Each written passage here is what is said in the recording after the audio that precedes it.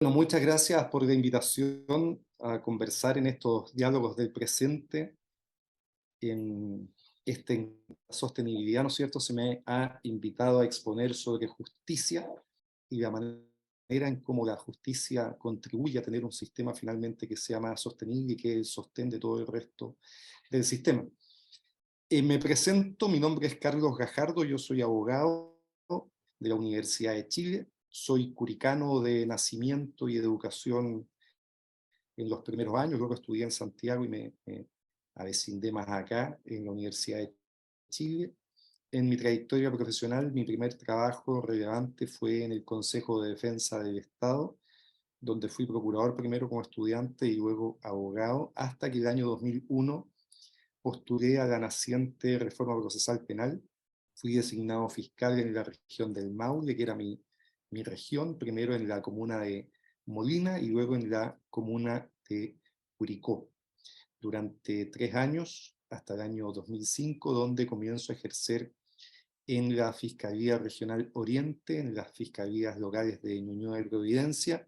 A partir del año 2010 soy jefe de esa fiscalía y a partir del año 2014 paso a ser jefe de la recién creada en ese momento Fiscalía de Alta Complejidad de la Zona Oriente, donde básicamente se tramitaban causas relevantes en materia económica y también de corrupción, ¿no? Y en ese cargo estuve hasta el año 2018, donde presenté mi renuncia a la fiscalía y comencé un ejercicio profesional privado como abogado. Soy hoy día abogado independiente, tengo mi propio estudio, Gajardo y Norambuena, y me dedico también a la docencia en distintas universidades, sobre todo, diría yo, en temas de litigación por una parte y en temas de compliance por otra. Hecho esta presentación, evidentemente el tema de la justicia es un tema que me ha interesado desde hace muchos años. El año pasado, a propósito de este tema, escribí un libro que se llamó Se hará justicia, donde reflexiono sobre estos temas y probablemente esta exposición va a versar sobre buena parte de lo que en ese libro consta, ¿no? Y básicamente la reflexión que hago a propósito de la justicia siempre parte a partir de una encuesta que se hace en los distintos países de la OECD. En esa encuesta se le pregunta a los ciudadanos, año a año, ¿no es cierto? Eh, Hace una pregunta muy sencilla. ¿Confía usted en el sistema de justicia de su país, sí o no?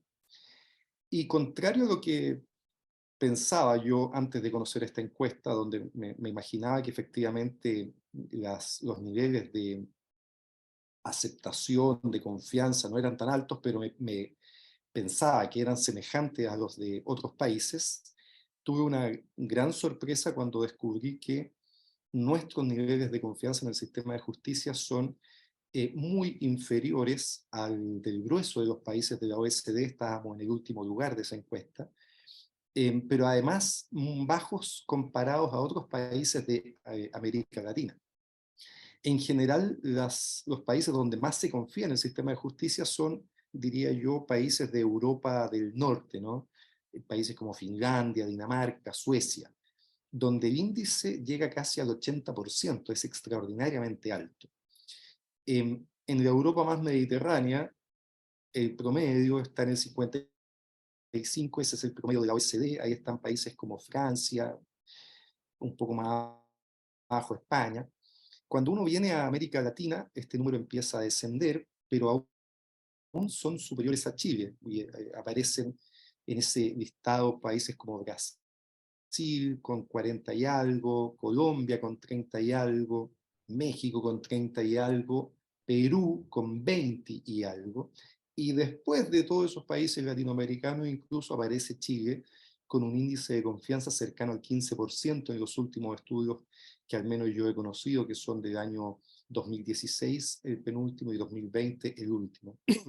Donde además de estar en el último lugar en estas mediciones, abajo nuestro solo aparecía Ucrania antes de la guerra, además éramos el país que más había descendido junto con Turquía en este índice de confianza, ¿no? Habíamos perdido cerca de 15 puntos en una década, ¿no? O sea, estábamos más cerca del 30% en la confianza y en una década llegamos a estar al 15%. Y eso nos hace, o me hace, pero probablemente a muchas más personas, reflexionar en el por qué, cuál es el motivo de que tengamos comparativamente índices de confianza tan bajos, insisto, incluso comparado con países latinoamericanos donde en general nuestros índices de todo tipo son superiores, ¿no? Índices de crecimiento económico, índices de calidad de vida, índices de menos corrupción, ¿no? Uno ve los índices que anualmente tiene Chile, que tiene Transparencia Internacional, y tenemos índices mucho menores de corrupción, pero en este tema, increíblemente, tenemos índices inferiores. Y yo diría que si uno tuviera que hacer este diagnóstico, y si da por bueno este resultado, que me parece bastante incontrastable, ¿no? Me parece difícil que alguien pudiera cuestionar a partir de esta seguidilla de estudios que se hacen al amparo de la OECD. Me parece bastante incuestionable que tenemos un problema severo de confianza en general en las instituciones, pero particularmente un problema de confianza en el sistema de justicia. Entonces digo que si uno da por bueno este diagnóstico, es importante buscar las causas de ese problema. Y entre las causas de ese problema, a mi juicio, hay dos que nítidamente sobresalen, destacan. Por una parte, el que tengamos resultados en términos de justicia que son menos auspiciosos que uno esperaría, ¿no? En general, el sistema responde poco, tarde y mal. Esto es bastante notorio en el sistema penal, pero no es exclusivo del sistema penal. Digo que es notorio en el sistema penal porque tenemos bastante insatisfacción con las denuncias que las personas ingresan al sistema penal, que estadísticamente la mayor ira de ellas, la mayor parte de ellas terminan con una salida que es muy poco amigable, aceptable, que es el archivo provisional, ¿no? Y entonces el gran contacto que tienen las personas mayoritariamente con el sistema penal es que tras hacer una denuncia reciben una carta comunicándoles que su causa ha sido archivada. Como digo, este es un problema importante del sistema penal, pero no exclusivo del sistema penal. Tenemos problemas semejantes, yo diría, en el sistema civil, sobre todo que en ese caso tienen que ver con la demora en la tramitación de las causas. Tenemos un problema importante en el sistema civil de que las causas se demoran muchísimo, años, conflictos que debieran ser de mucha más fácil resolución, influido probablemente por la existencia aún, en algo que va a cambiar tarde o temprano, de un sistema extraordinariamente escrito y, diría yo, engorroso en su tramitación. Deberíamos avanzar también, como ha sido en el resto de los sistemas, a un sistema de tramitación oral. Y también creo que estos problemas se replican en la otra forma de resolver los conflictos menores, que es toda la jurisdicción de policía local, la justicia vecinal, que también tiene sus propios problemas de funcionamiento. Entonces, estos problemas están en el sistema penal, sí, pero no son exclusivos del sistema penal, son del sistema de justicia en su conjunto. Entonces, primer gran problema es la falta de efectividad del sistema. El sistema de justicia, que tiene por objeto resolver los conflictos que se llevan a su conocimiento, en general los resuelve poco, tarde y mal. Y el segundo grave problema que genera, diría yo, esta sensación de frustración con el sistema, de falta de confianza en el sistema, tiene que ver con una sensación que se ha extendido de que el sistema te trata distinto dependiendo de quién eres. Y entonces, como segundo gran causante, creo yo, de esta falta de confianza en el sistema de justicia, está la desigualdad con que se trata y cierto, diría yo, inhibición que tiene el sistema cuando se enfrenta a personas poderosas, en términos económicos especialmente, y también en términos políticos, ¿no? El ministro, el expresidente de la Corte Suprema, Milton Huica, lo decía de una manera bastante categórica, ¿no? Hay una sensación fundada, esa es la palabra que me gusta agregar, ¿no? Hay una sensación fundada de que el sistema trata distinto dependiendo de quién eres. Y es importante eso porque, claro, es una sensación, es algo que está en el ambiente, que es difícil de objetivar, pero que es fundado, que tiene motivos por los cuales las personas llegan a esa conclusión. Y los motivos son, evidentemente, el tratamiento que, sobre todo en casos más importantes, más relevantes, tiene el sistema, yo diría muy fuertemente de nuevo en el tema penal, que es además lo que yo más conozco, ¿no? Pero que también se replica en otro tipo de materias. En el tema penal, uno puede observar cómo en general las grandes investigaciones que se llevan adelante por temas muy variados terminan en general sin una sanción efectiva para el que se comprueba que es autor de hechos de gravedad. La caricatura más relevante que a este efecto, que por este hecho se ha generado, son las llamadas clases de ética, ¿no? Que vienen a ser como la caricatura para visibilizar, para identificar el problema que tenemos cuando nos enfrentamos a una infracción relevante de una persona con poder, de un poderoso, entre comillas, ¿no? La sanción de las clases de ética viene a ser la caricatura que la ciudadanía hizo propia, ¿no es cierto? Y entonces, ante cada evento de este tipo, claro, la ciudadanía dice, bueno, pero ¿qué va a pasar si total a esta persona a lo más le van a dar clases de ética? Entonces, efectivamente, cuando uno hace un repaso de lo que históricamente ha sucedido con casos importantes, y estoy pensando, por cierto, en las investigaciones que se llevaron adelante por los temas de investigaciones por platas políticas, ¿no es cierto? El caso Penta, el caso SQM, el caso Colpesca, cuya gran excepción efectivamente fue el juicio oral que se llevó adelante en contra del senador Jaime Orpiz. La conclusión es que no hay un castigo efectivo, no hay un castigo proporcional a la gravedad de las conductas. Pero esto se replica en otro tipo de investigaciones, ¿no? Cuando uno ve también los procesos de colusión, claro, lo que uno puede terminar observando es que en general no hubo nadie condenado a penas privativas de libertad, no hay nadie en la cárcel por hechos de colusión, a pesar de que se han acreditado con sentencia judicial actos de colusión en distintos ámbitos, ¿no? Supermercados, pollos, confort. Y cuando uno va viendo en otro tipo de actividades e investigaciones penales por este tipo de hechos, comprueba desgraciadamente que no hay sanciones efectivas. Otro caso semejante puede ser lo que sucede en general con las investigaciones por abusos sexuales a los miembros de la Iglesia, ¿no? En general, por distintos motivos. El caso Caraíma probablemente fue el más emblemático, pero por distintos motivos, aun cuando los hechos se dan por acreditados, resultan sin sanción. Y esto, que es muy palmario en el tema penal, tiene su correlato también en otro tipo de investigaciones.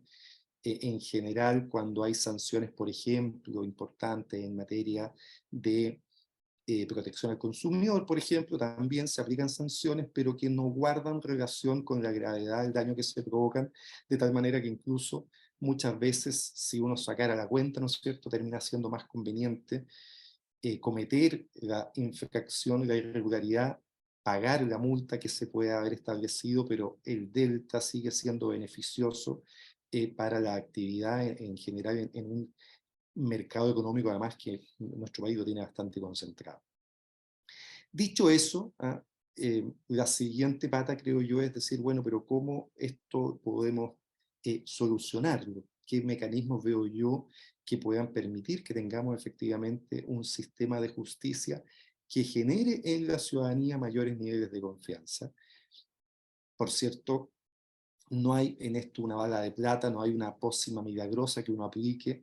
Se trata sin duda de un trabajo que el sistema judicial en su conjunto, no solo los jueces, sino que el sistema judicial en su conjunto, incluyendo la Fiscalía por una parte y otra serie de intervinientes, ¿no? La Fiscalía Nacional Económica, el CERNAC, los juzgados de policía local, etcétera, tienen que realizar para intentar recuperar esa esquiva confianza. Es un trabajo diario donde la existencia de leyes más rigurosas en materia, sobre todo sancionatoria, juega un rol importante, y por eso es que uno extraña que esas leyes avanzaran en el Parlamento. Después del caso Penta, efectivamente, se han dictado ciertas normativas que han tenido por objeto hacer más riguroso este tipo de infracciones, ¿no? Se modificó completamente todo lo que tenía que ver con las leyes de financiamiento electoral, que es un avance importante. Se aumentaron tímidamente las penas para el delito de cohecho, que también fue importante. Se estableció la criminalización del delito de colusión, lo que también es importante, pero aún falta, diría yo, mucha normativa regulatoria que pudiera ser más relevante. Hay hoy día en el Parlamento toda una batería de proyectos, un capítulo entero de delito económico donde se establecen sanciones más importantes. Fíjense ustedes que cuando hubo el estallido social, una de las medidas que tomó el gobierno de entonces del presidente Piñera fue levantar una agenda antiabusos, ¿no? Bueno, si uno observa lo que ha pasado con esa agenda antiabusos del año 2019 hasta ahora, 2023, la verdad que los avances han sido bastante tímidos y hoy día toda la inquietud ciudadana razonable está puesta más bien, y preocupación política está puesta más bien en las agendas de seguridad que también forman parte de esta sensación de falta de confianza en la justicia, ¿no? De la sensación de la puerta giratoria. Entonces, junto con, por cierto, mejorar estos paquetes de normativas que son importantes, yo creo que la segunda gran llave para mejorar los niveles de confianza tienen que ver con el fortalecimiento institucional. A mí eso también me parece clave, y el fortalecimiento institucional pasa porque tengamos instituciones más autónomas y más independientes. Y eso, a mi juicio, en eso, a mi juicio, juega un rol fundamental la manera en que se designan las altas autoridades en el Congreso, en el Poder Judicial, en la Corte Suprema especialmente, pero también hacia abajo, y en la Fiscalía, el Fiscal Nacional, pero también hacia abajo. Muy brevemente, ¿no es cierto?, ¿cómo es hoy día el sistema? Hoy día el sistema de elección de las altas autoridades pasa por un acuerdo explícitamente político, ¿no?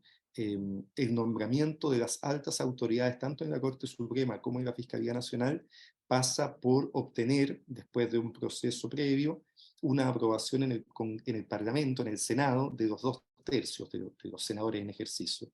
Y eso exige entonces básicamente que no exista ningún veto de la clase política a tu nombramiento. Si hay un sector que veta tu nombre queda descartado, y el sistema funciona, lo acabamos de ver respecto al nombramiento del fiscal nacional, con una manera, digamos, de vetar y por lo tanto de terminar eligiendo a la persona que menos resquemores le provoque a la clase política. En la Corte Suprema, como son nombramientos sucesivos, no es un cargo unipersonal, a diferencia del fiscal nacional, la lógica es un poquito distinta, la lógica es más bien de hacer un nombramiento para un sector y un nombramiento para el otro, ¿no? Una especie de binominalización de los nombramientos. Y entonces queda más o menos claro que primero el nombramiento que toca ahora es para un sector, pero el nombramiento siguiente es para mantener los equilibrios políticos, se nombra a alguien de otro sector político, lo que evidentemente al final lo que hace es inhibir a las personas que forman el Poder Judicial y a las personas que integran la Fiscalía, inhibirla en sus funciones jurisdiccionales o investigativas cuando se enfrentan a personas poderosas porque saben que su carrera funcionaria, judicial o fiscal pueden verse mermadas por el hecho de tener alguna actividad, digamos, más allá de lo aconsejable, una rigurosidad más allá de lo aconsejable. Y por lo tanto debiéramos tener un sistema de nombramiento de altas autoridades donde el componente político estuviera menos presente. Fíjense que hacia abajo, además, en el Poder Judicial, el nombramiento es aún más político, porque depende derechamente de la decisión del Ejecutivo, ¿no? Del presidente de la República, del momento de turno, mediante su ministro de Justicia. Finalmente, quien hace los nombramientos de los jueces hacia abajo, ¿no? Es el ministro de Justicia, a partir de una terna que elabora el propio Poder Judicial, lo que pone en evidencia, digamos, la dificultad que se tiene para poder tener, diría yo, libertad o para poder tener autonomía en ese poder. Eso creo yo que es clave de ser modificado. Hay bastante conciencia que esto tiene que ser modificado, pero desgraciadamente en lo que es en lo que es la propuesta que hoy día se está trabajando de nueva constitución. Más bien lo que viene, el primer esbozo, la primera propuesta es repetir lo que existe hoy día, es decir, un sistema muy semejante de nombramiento, y a mí me parece que eso es extraordinariamente dificultoso, extraordinariamente problemático, ¿no? No va a tener un buen resultado en cuanto a asegurar autonomía e independencia de la Fiscalía y del Poder Judicial. Esta sería, yo diría, mi reflexión. Pasaron rápidamente los 15 minutos que me habían asignado, casi llegué a los 20, pero estas serían mis reflexiones sobre este tema, Rodrigo, así que abro la palabra por si hay preguntas para poder reflexionar respecto a este asunto.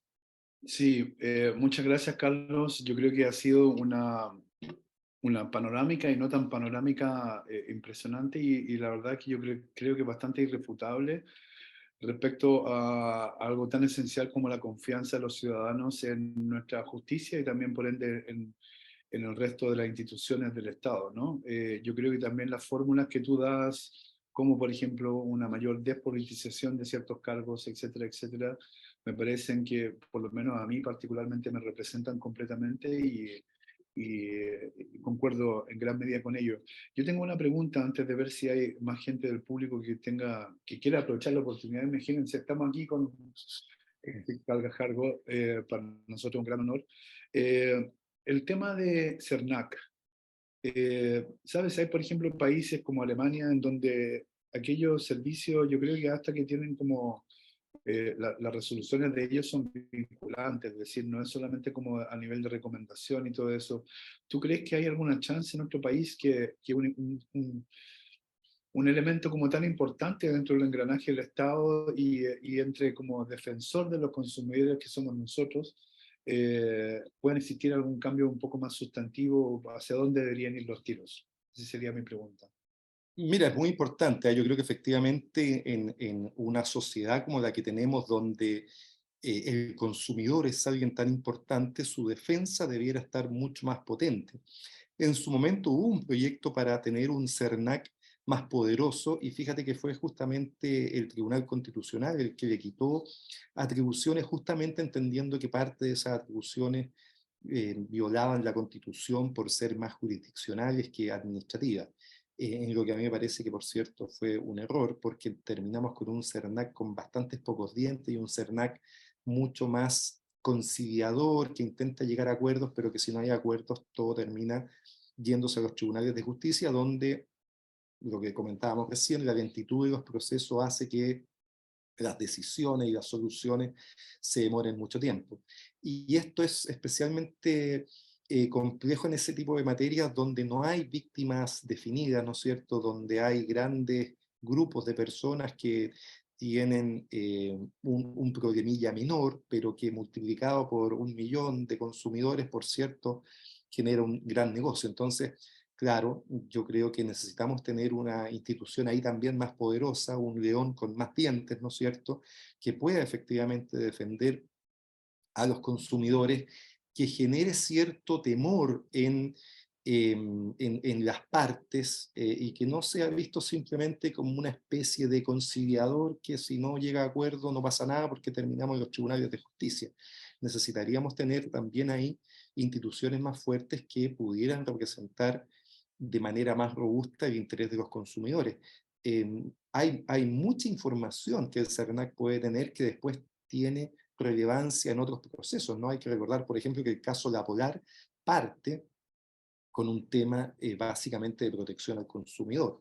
Entonces, claro, necesitamos ahí, diría yo, también instituciones más poderosas. A mí me parece que esa es la clave, ¿no? Cuando uno analiza qué sociedades han logrado tener mejores resultados en este tipo de materia en general, yo creo que la clave está en que tienen instituciones más poderosas y tienen instituciones que son más sólidas, más autónomas, más independientes. Perfecto, muchas gracias por la respuesta. Yo tengo inmediatamente otra pregunta también, a ver si aparece alguien más, pero de momento me interesaría, bueno, tenemos 6 minutos, me interesaría saber, todo el mundo habla del tema del, qué sé yo, el crimen organizado en el día a día, esto, lo otro, ¿no? Y en general, a nivel de población, yo creo que en general hablamos siempre algo así como si fuera el gobierno de turno el responsable, ¿no? Pero yo creo que, de qué sé yo, desde puertas giratorias, desde que alguien comete un crimen y al poco tiempo nuevamente está suelto por las calles, digámoslo así. Entonces, yo quisiera saber qué es lo que realmente falla en todo ese engranaje, por qué existe esto, y yo sé que esto es una tremenda pregunta, ¿no? Hace falta mucha capacidad de síntesis para poder como responderla, pero es algo que me preocupa, digamos, ¿no? No sé cuál es tu postura al Sí, respecto. intentaré dar una respuesta, pero yo diría que en eso, Rodrigo, el problema que tenemos es que en los últimos años y muy velozmente hemos asistido en nuestro país a una mayor organización del crimen que ha generado este tipo de problemas que tenemos hoy día, una mayor, además, violencia en la manera en que actúa, un mayor poder de fuego.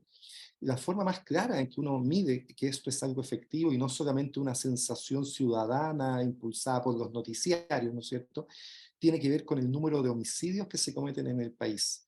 Tradicionalmente en nuestro país tuvimos números de homicidios cercanos al 2,5 por cada 100.000 habitantes, ¿no?, al año. ¿Ah? En Chile se cometían más o menos 2,5 homicidios por cada 100.000 habitantes al año.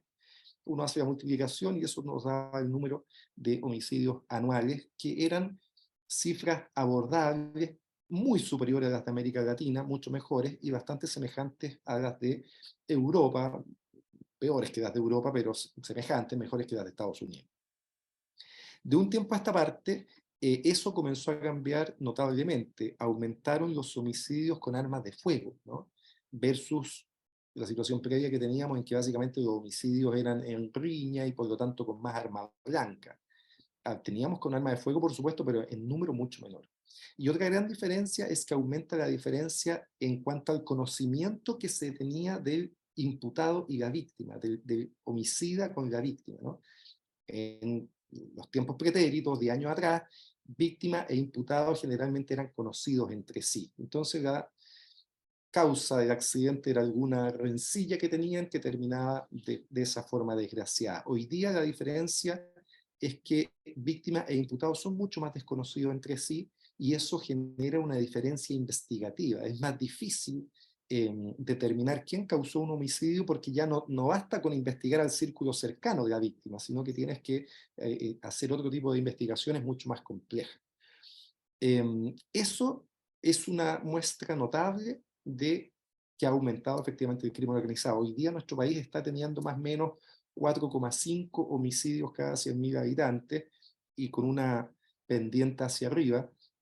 Países de Latinoamérica tienen números cercanos a los 20 o más homicidios cada 100.000 habitantes. O sea, podemos estar mucho peor todavía, ¿no? No es que hayamos llegado a un pic. Seguimos siendo el país más seguro de Latinoamérica en este aspecto, pero esto puede seguir empeorando. Y eso tiene que ver con que estas bandas, organizaciones criminales se han organizado mejor, tienen más poder de fuego, están por supuesto lucrando más con sus negocios, siempre vinculados a la droga o al robo o al contrabando, etcétera, y haciendo, por cierto, con sus negocios otra serie de delitos asociados, ¿no es cierto? Los robos de autos para cometer estos delitos, el tráfico de armas para tener mayor poder de fuego, el lavado de dinero para lucrar con los dineros que se obtienen.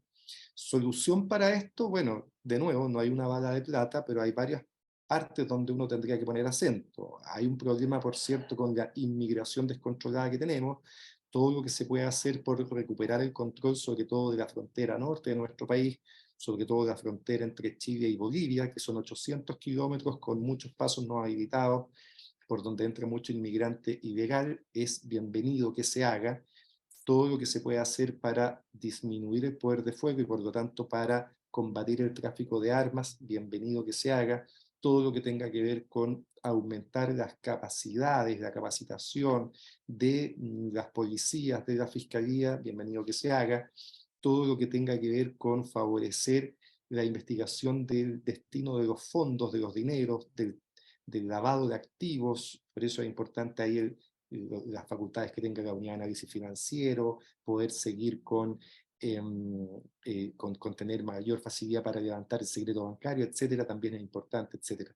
No hay una bala de plata, hay mucho que hacer ahí, y creo que en esto es fundamental que tengamos una discusión se da finalmente en el ámbito político, que sea más reposada, más sereno.